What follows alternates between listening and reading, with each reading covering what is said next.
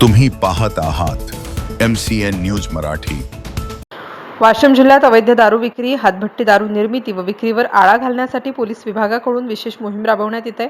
या मोहिमेअंतर्गत वाशिम ग्रामीण पोलीस ठाण्याच्या हद्दीत धडक कारवाई करून 25 अवैध दारू प्रकरणे दाखल करण्यात आली असून 3,74,882 रुपयांचा मुद्देमाल जप्त करण्यात आलाय।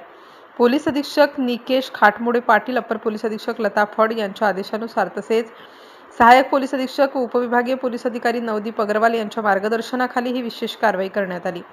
वाशिम ग्रामीण पोलीस ठाण्याच्या हद्दीत अवैध देशी, विदेशी व गावरान हातभट्टी दारू विक्री करणाऱ्यांवर कारवाई करण्यासाठी विविध पथके तयार करण्यात आली होती।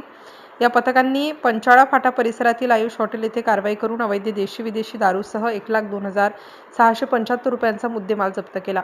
तसेच ग्राम काटा येथे गावरान हातभट्टी दारू तयार करून विक्री करणाऱ्या 2 आरोपींवर कारवाई करण्यात आली। त्यांच्याकडून 1,15,000 रुपयांचा मुद्देमाल हस्तगत करण्यात आला। या विशेष मोहिमेत एकूण 25 इसमांविरुद्ध दारूबंदी कायद्यानुसार गुन्हे दाखल करण्यात आले असून अवैध व्यवसाय करणाऱ्यांमध्ये भीतीचे वातावरण निर्माण झाले आहे। MCN न्यूज मराठीकरिता विश्वास कुटे, वाशिम।